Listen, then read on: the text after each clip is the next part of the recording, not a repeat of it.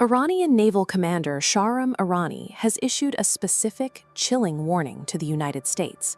He stated that Iran is preparing to deploy a mystery weapon, one designed to give American sailors a heart attack. This threat arrives as diplomatic channels have completely failed. Both Washington and Tehran have stalled down negotiations, leaving a total vacuum where communication used to be. The intended target of this threat is immense. The United States Navy maintains overwhelming technological dominance and unmatched conventional firepower in these waters. Provoking that power carries extreme consequences. Former President Donald Trump explicitly warned that an Iranian escalation would result in the total destruction of their civilization. Because a direct engagement would mean certain defeat, Tehran has shifted toward a strategy of psychological spectacle, designing a scenario where a single event could shock the global perception of American strength. To execute this strategy, Iran is focusing on a specific geographic theater, the heavily trafficked Strait of Hormuz. This tactical map shows the claustrophobic reality of the region. At its most dangerous choke point, the distance is exactly 32.3 kilometers. That restricted width makes long-range ballistic missiles unnecessary. Controlling this zone relies entirely on speed, stealth, and unpredictable movements. Iran has optimized its fleet for this environment, utilizing swarms of highly agile vessels capable of rapid strikes before heavy radar can lock on. The geography of the strait strips the United States Navy of its open ocean advantages, creating a funnel that limits the maneuverability of even the largest warships. Intelligence has identified the mystery weapon at the center of this strategy, the Iranian Hoot, a Persian word meaning whale, which functions unlike any standard torpedo. Conventional torpedoes have a physical speed limit. Because they must push through the density of the water, they typically max out around 100 kilometers per hour. The Hoot bypasses this limit using supercavitation. Generating a distinct gas bubble around its chassis separates the metal from the water, nearly eliminating drag. This allows it to reach 360 kilometers per hour, carrying a 200-kilogram explosive payload.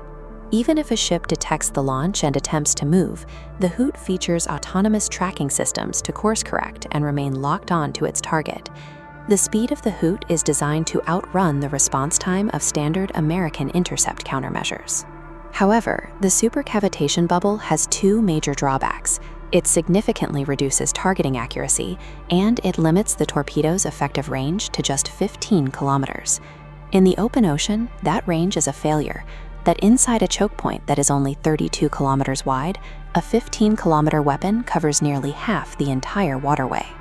To ensure the strait remains dangerous even if the torpedoes miss, Iran is deploying a secondary, unconventional tactic. The U.S. Navy is highly effective at clearing stationary underwater mines. To counter this, Iran has moved toward a mobile biological delivery system.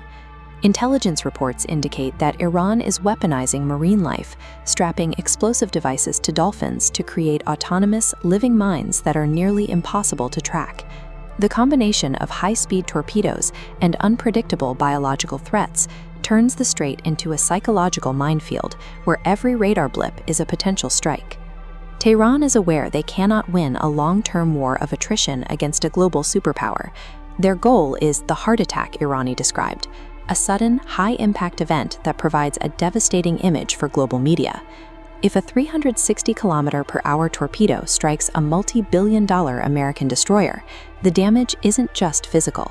Sinking a major U.S. vessel would be a global spectacle, designed to signal that American naval invincibility can be bypassed with relatively low-cost technology. This strategy forces the United States military to constantly question if its multi-billion-dollar defensive protocols can actually stop a single high-velocity object. The timeline for this confrontation is narrowing. As the political window for the U.S. executive branch to sustain an extended military presence in the region begins to close, the next 30 days have become a critical threshold for the conflict. Inside the Naval Command centers currently deployed in the region, the pressure is at its peak. Every radar signature is treated as a high-level threat.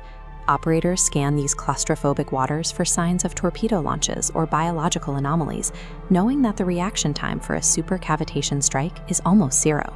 Washington now faces a strategic choice: withdraw and reroute the global supply chain, or sail the fleet straight into the Hormuz trap. The weapons are in the water, and the choke point is armed. A single miscalculation on either side will ignite the region.